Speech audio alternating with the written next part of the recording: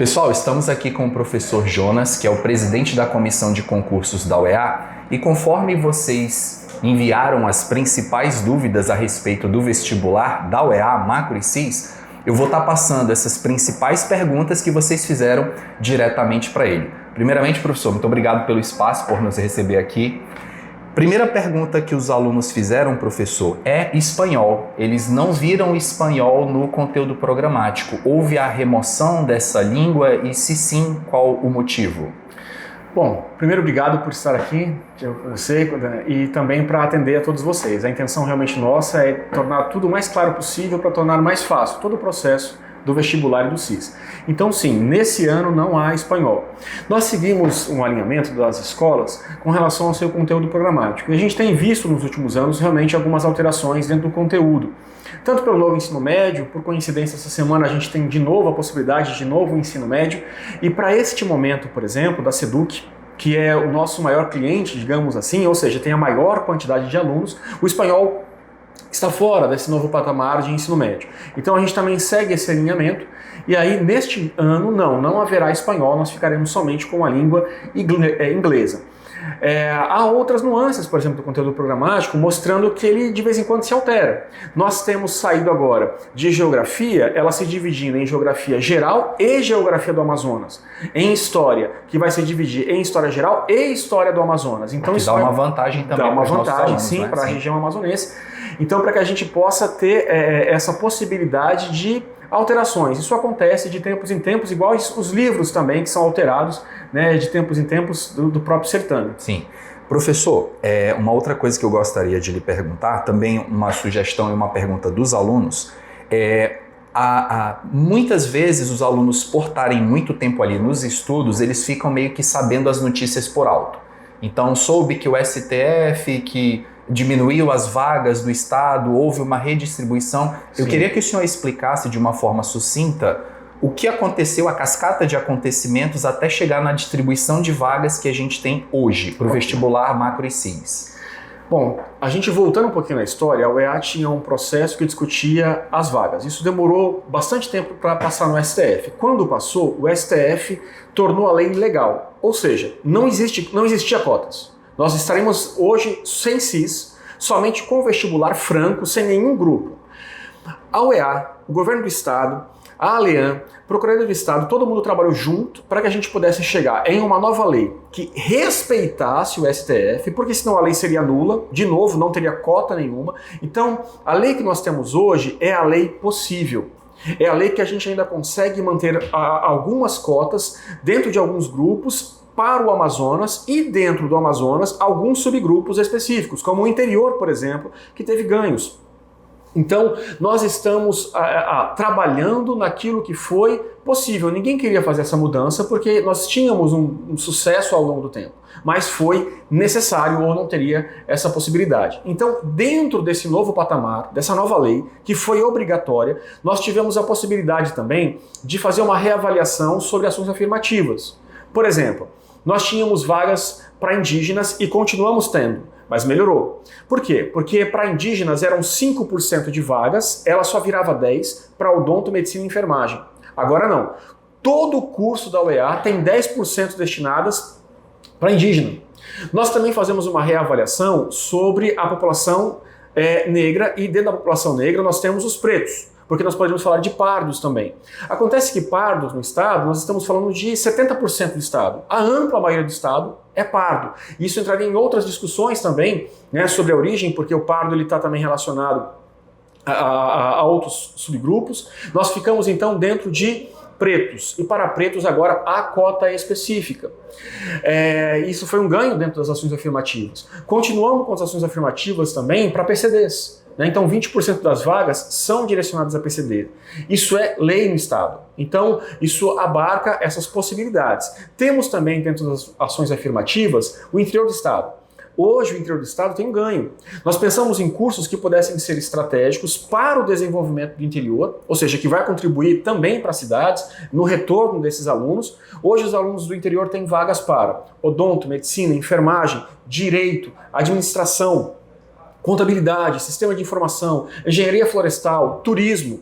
Então são amplos cursos que pensam no desenvolvimento do interior do estado. Então quem é do interior tem que verificar essas possibilidades de cursos. Além disso, seus cursos de oferta especial, né, ou mesmo regulares no local onde você está que possa ter. Então, eu sei que isso não vai agradar a todos, sim, porque muitas vezes você pode não se visualizar completamente em um grupo, mas foi aquilo que foi possível dentro dos grupos que nós enxergamos como necessários dentro do que a UEA objetiva. A exemplo disso também, nós temos grupos para o Amazonas, de escola pública, porque é um grande foco nosso, né? Nós somos universidade pública para a escola pública, mas tem também para o Amazonas escola privada. Por quê? Porque é amazonense, porque está aqui. Então é lógico que você gostaria muitas vezes em cada grupo de queria mais vaga, mas foi o que foi possível dentro de uma distribuição adequada para os subgrupos.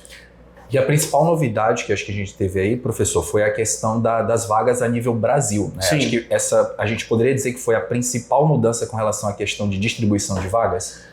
De certo modo, nós já tínhamos isso, né? Porque o certame ele sempre foi franco. O que a gente coloca agora é as coisas um pouco mais regulares e num papel dizendo que agora é para todo o Brasil, né? Então, mas já acontecia isso também no outro certame, mas agora fica mais dividido e mais claro até na possibilidade dessa nova redação, deixando muito claro porcentagens e quais os subgrupos.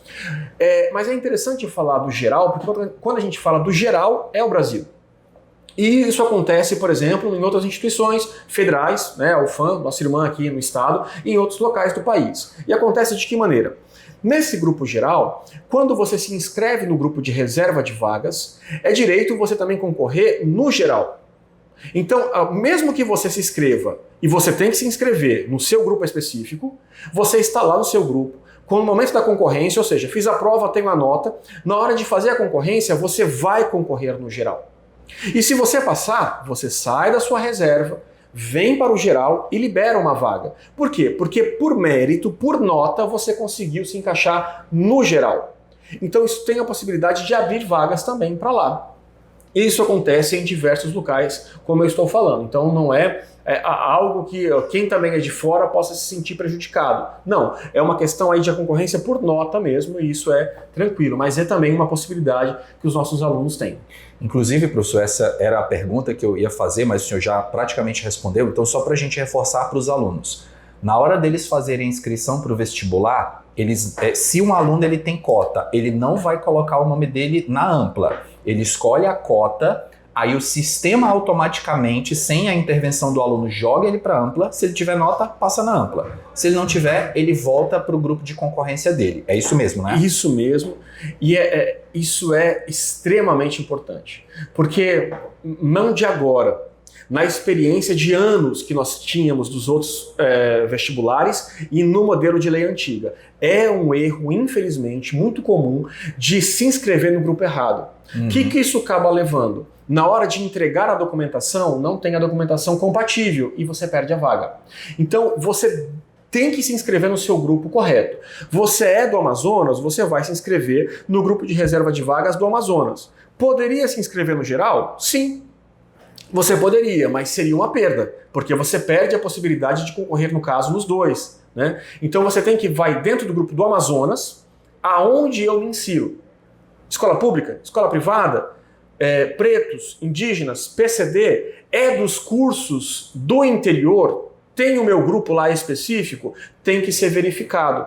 Até porque nós temos também hoje uma outra possibilidade de grupo. Foi um ganho humanitário que nós tivemos para esse certame, que são as vagas destinadas a refugiados, pessoas de outros países que estão aqui na condição de refugiado e vão ter vagas que não vão atrapalhar em nada as vagas já oficiais. São vagas extras, são poucas, cada curso, voluntariamente, não são todos os cursos. Importante o senhor estar falando isso, vagas extras. Que às vezes algum aluno pode ficar chateado, poxa, pegaram a minha vaga? Não pegou. Por exemplo, medicina, não vai ter vaga. A medicina falou, não podemos nesse momento ofertar. Ok, talvez em outro momento tenha. É um exemplo para dizer que certos cursos não terão. Então os cursos que foram possíveis, ao limite de 3, às vezes uma só, para este grupo. Ele também tem que ir lá no seu grupo específico, porque senão ele não vai apresentar a documentação correta depois. Então cada um tem que verificar o seu grupo específico. Poxa, mas e depois? É automático? É automático, na hora de verificar e fazer a junção de cada grupo geral e específico. E é público. Na hora que sai o resultado do vestibular, sai o resultado de todo mundo, a lista de todo mundo, a nota de todo mundo. Pode dar um pouquinho de trabalho, mas você vai verificar a sua nota e vai poder comparar ela com todo mundo. Então, tanto o automático, e disso a gente faz a fiscalização, mas todo mundo pode fazer. Então é exatamente assim que acontece, e com o cuidado de qual grupo que você vai se inscrever para ter a documentação compatível. Inclusive, pessoal, quando estiver próximo do período de inscrição, eu vou gravar um vídeo aqui para o canal explicando para vocês detalhadamente os grupos para que você não erre nessa escolha que é fundamental para não perder a vaga. Professor, um último tópico para nós finalizarmos. Com relação ao conteúdo programático, eu sei que a UEA segue uma normativa da SEDUC, mas justamente eu trouxe essa pergunta aqui para o senhor, que é a melhor pessoa para responder isso. Quando eu abri essa caixinha de perguntas, foi muito legal que eu tive também a interação dos professores, quer dizer, o pessoal que está ali na linha de frente realmente preparando os alunos. E alguns professores, eles pediram para eu perguntar de você como é que é feita essa questão da seleção dos conteúdos, né? Alguns narraram assim que ficaram com uma certa dificuldade em entender qual é aquele conteúdo específico, e é importante que o senhor explique como que é feita essa seleção de conteúdos que estarão na prova do SISO, a questão do conteúdo programático e também do macro. Bom, nós temos uma parceria grande com a SEDUC, porque ela é pública e tem o nosso maior público também. Nós temos aí aproximadamente 200 mil alunos dentro do ensino médio que podem fazer o SIS 1, 2 e 3. Então, é importante que a gente tenha um conteúdo que abarque todos. Quando a gente também aproveita esse grande conteúdo, o conteúdo programático vindo da SEDUC, tornando ele também um pouco mais amplo, a gente consegue com isso também enquadrar todos os demais conteúdos de diversas escolas que vão acabar tendo conteúdos específicos, que são as escolas privadas. E aí cada uma tem a sua nuance de conteúdo na flexibilidade do que o ensino médio, na lei que nós ainda estamos em vigor, pode trabalhar. Então a vantagem da gente também ser um pouco mais genérico, né, dentro de um conteúdo do maior público que é já da SEDUC, é ter a possibilidade de abarcar todos, porque senão a gente também poderia ter dificuldade, principalmente por ano, né, quando a gente fala de SIS 1, SIS 2, SIS 3, de ficar alguma coisa um pouco mais fora. É um referencial necessário, a gente entende às vezes a dificuldade pelo novo ensino médio e sua flexibilidade, principalmente das escolas privadas, de se ajustarem a isso, mas a gente precisa ter um referencial. Então a gente procura um referencial que abranja a maior quantidade e disso dando as flexibilidades que sejam possíveis, né? Então isso se altera todo ano, a gente possivelmente vai ter alteração para o ano que vem, a gente está vendo aí uma nova possibilidade de legislação do ensino médio, mas a gente vai adequando e tornando ele um pouco mais aberto para que todos acabem se encaixando ali.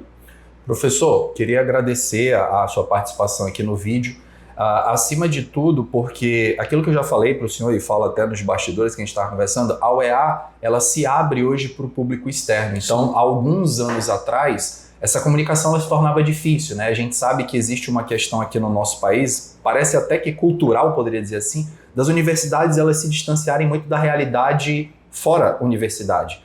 E o senhor abrir esse espaço aqui para a gente, para um grande canal de comunicação de educação do Amazonas, para que respondesse essa dúvida do público, mostra que a UEA vem fazendo um trabalho bacana, e aqui eu deixo sempre o espaço aberto, sempre que a comunicação da UEA precisar, quiser utilizar um canal de comunicação para que a gente possa conversar com os alunos, porque acho que o maior objetivo é a gente ajudar os alunos. Esse é a minha grande missão em educação, é ajudar os alunos para que eles possam ter essa oportunidade de entrarem na universidade. Então, agradeço muito a sua gentileza e o seu tempo.